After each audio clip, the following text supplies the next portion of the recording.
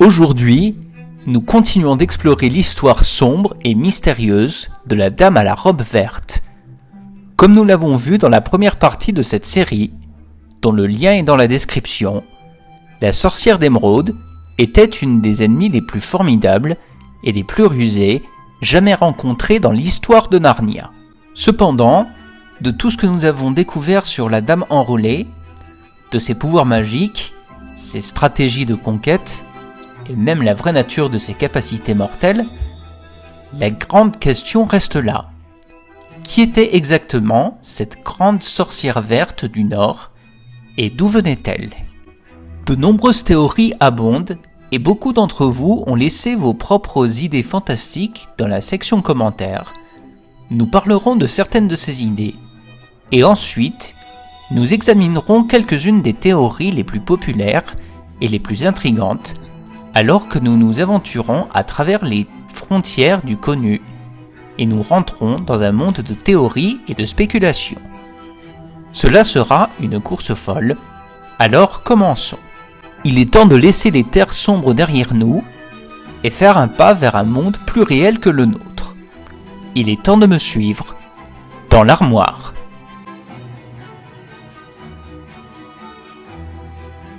Alors que nous débutons cette journée, il serait judicieux de clarifier certaines choses. Aujourd'hui, nous nous aventurons à travers ce qui est connu ou le lore pur de Narnia.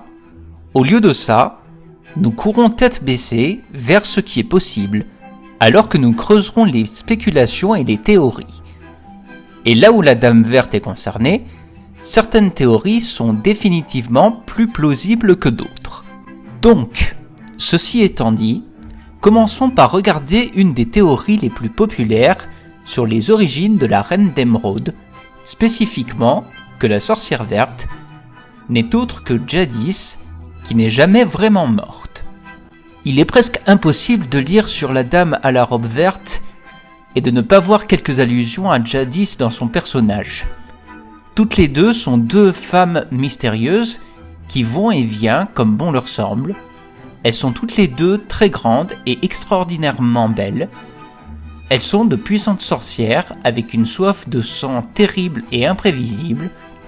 Elles peuvent se métamorphoser. Elles viennent à Narnia à partir des terres sauvages du Nord.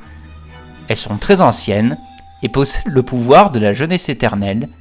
Et elles ont une soif inextinguible pour le pouvoir qui mènerait vers une obsession de renverser et conquérir Narnia. Il y a aussi eu d'autres raisons pourquoi beaucoup de fans voient un lien entre les deux sorcières. Dans la production BBC de Narnia, Jadis et la Dame à la robe verte étaient jouées par la même actrice, Barbara Kellerman. De plus, quelques éditions du livre incluent des sketchs de personnages. L'un d'entre eux mentionne Jadis comme personnage dans Le fauteuil d'argent. Cependant, il est généralement accepté que c'était une erreur d'édition et que cela ne faisait pas partie du canon. Comme vous le savez probablement, la sorcière blanche a rencontré sa disparition prématurée à la première bataille de Beruna dans le Lion, la sorcière et l'armoire magique. Nous lisons ces derniers moments dramatiques ici. Alors, avec un rugissement qui ébranla tout Narnia, depuis le réverbère occidental jusqu'au rivage de la mer orientale, le grand fauve se jeta sur la sorcière blanche. Lucie vit son visage se lever un instant vers celui du lion, avec une expression de terreur et d'intense stupéfaction. Puis le lion et la sorcière roulèrent l'un sur l'autre, mais elle avait le dessous. Et lorsque ceux qui étaient encore vivants apprirent que la sorcière était morte, soit ils se rendirent, soit ils prirent la fuite. Donc, si la sorcière est morte, comment peut-elle exactement réapparaître 1500 ans après en tant que la Dame verte ? Certaines personnes revendiqueront que Jadis n'a pas actuellement été tuée. Au lieu de ça, on croyait seulement qu'elle était morte. Cependant, il y a des problèmes avec cette théorie. Nous devons d'abord nous rappeler que c'est Aslan lui-même qui a tué Jadis durant la première bataille de Beruna. Cela semble presque impossible d'accepter que n'importe qui puisse survivre à une attaque du grand Aslan. Plus important, il est difficile de croire que le puissant Aslan, et qui apparemment sait tout, se serait trompé sur le fait qu'il aurait tué Jadis. Cependant, le plus important à se rappeler est que le livre lui-même cite clairement que Jadis était morte. Donc, il ne peut pas y avoir d'erreur. Jadis n'a pas survécu. Avec cela en tête, je déclare que cette théorie est impossible. Après, il y en a qui acceptent la mort de Jadis, mais ils présentent une théorie similaire sous un autre angle, qui est la seconde théorie que nous allons regarder, qui est que la sorcière verte est Jadis, qui a ressuscité. Les bases de cette idée viennent d'une scène sombre et infâme dans Le Prince Caspian. Dans cette scène, nous rencontrons une réunion entre Caspian lui-même, une harpie, un loup-garou et un nain nommé Nicabric.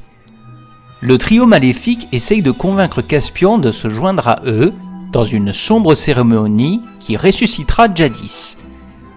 Quand le docteur Cornelius protesta, pointant du doigt que toutes les autres histoires se mettent d'accord pour dire que la sorcière est morte, la harpie n'est pas d'accord. Elle fit l'étonnante remarque que les sorcières ne peuvent pas vraiment mourir. Le problème est que le groupe n'est pas capable de convaincre la cérémonie, donc nous ne savons pas si les propos de la harpie sont vrais. Certains ont spéculé que, si Aslan est capable de ressusciter, et Jadis est sa contrepartie maléfique, elle en serait aussi capable. Le problème est que la résurrection d'Aslan était le résultat des lois sur la puissante magie. Si une innocente victime dont le sang a été versé pour un traître, il a ressuscité dans un acte ultime de justice. La sorcière blanche est loin d'être une innocente victime, donc la puissante magie ne s'applique pas sur elle.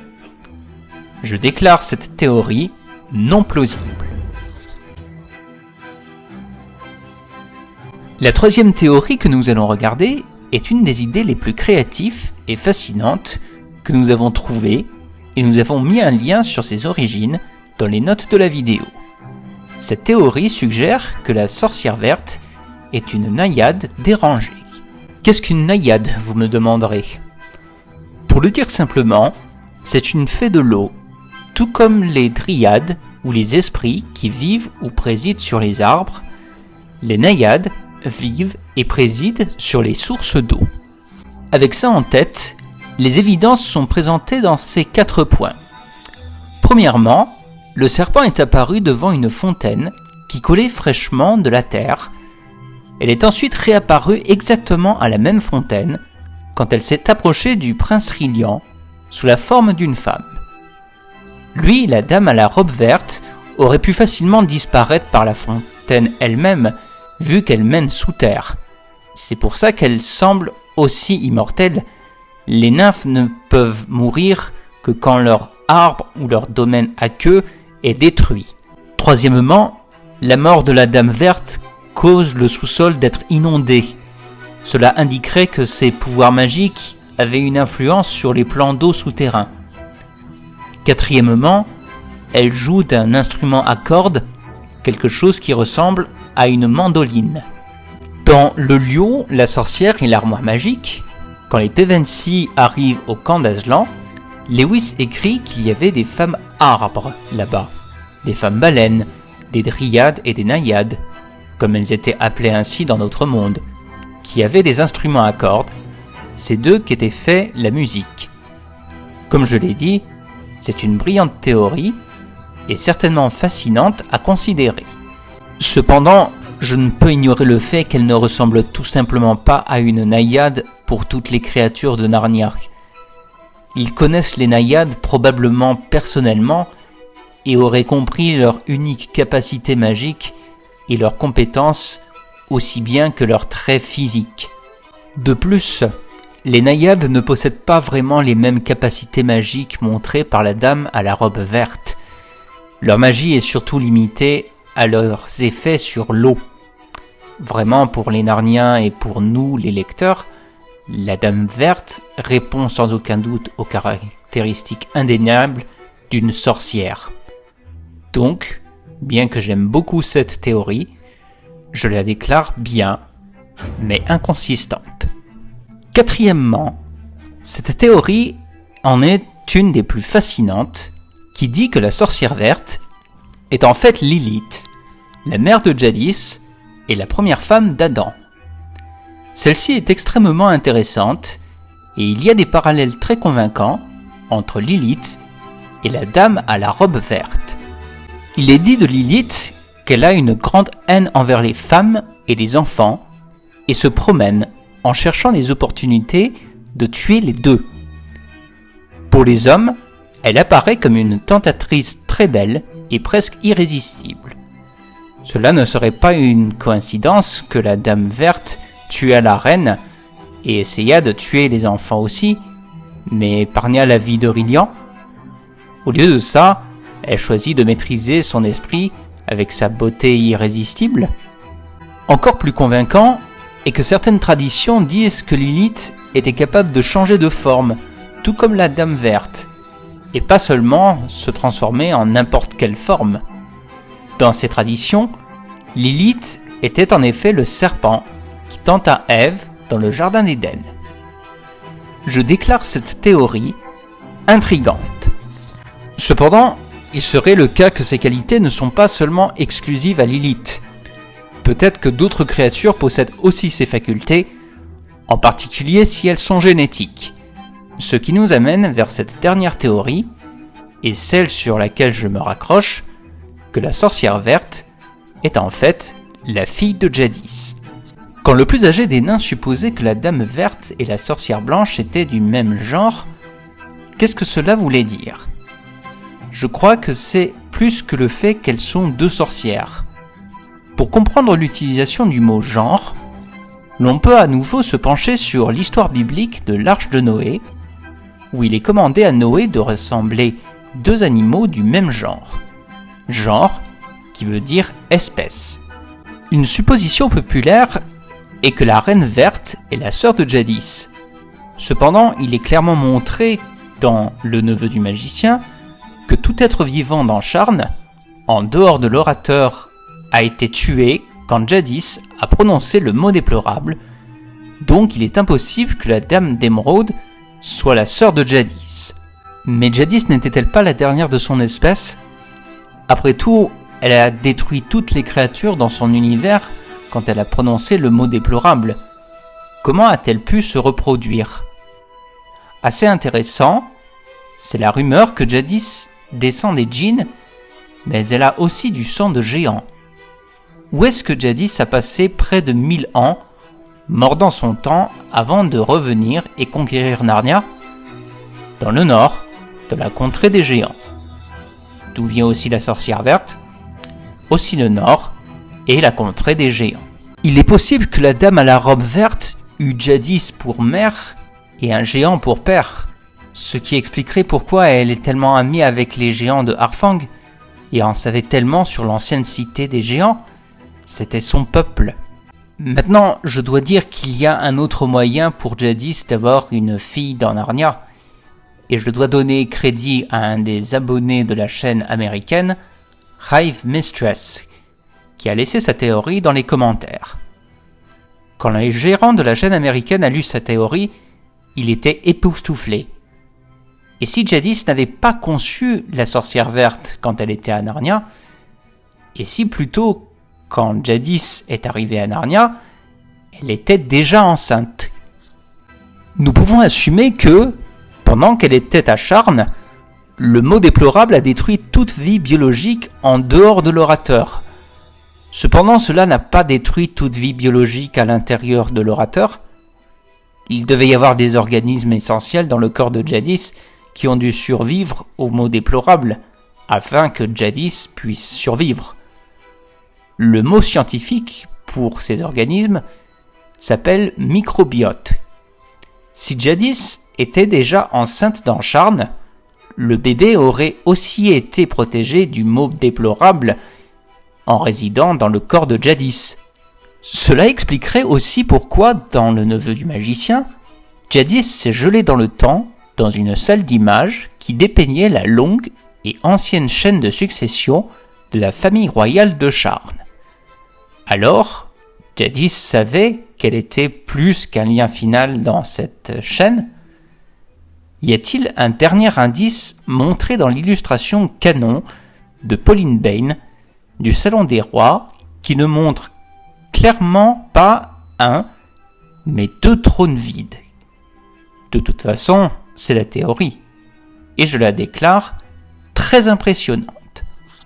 Bien sûr, quand il s'agit de Narnia et de son lore, une chose que nous devons accepter est que nous ne serons jamais toujours garantis de toutes les réponses. En effet, pour certaines histoires, il semble que nous sommes laissés avec plus de questions que de réponses, pour dire la vérité. Mais en effet, c'est une bonne chose, car les plus grandes histoires laissent toujours la porte ouverte aux merveilles et beautés du mystère.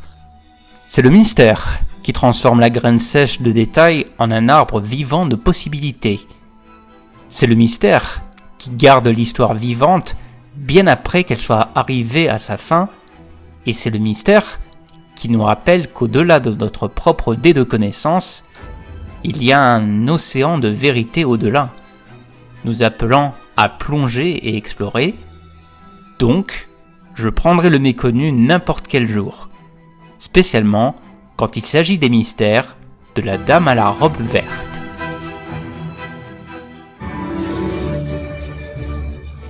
C'est tout ce que nous verrons aujourd'hui. Je voudrais savoir ce que vous pensez sur cette série, donc laissez un commentaire et faites-moi savoir ce que vous en pensez. N'oubliez pas de vous abonner pour ne pas manquer le prochain épisode.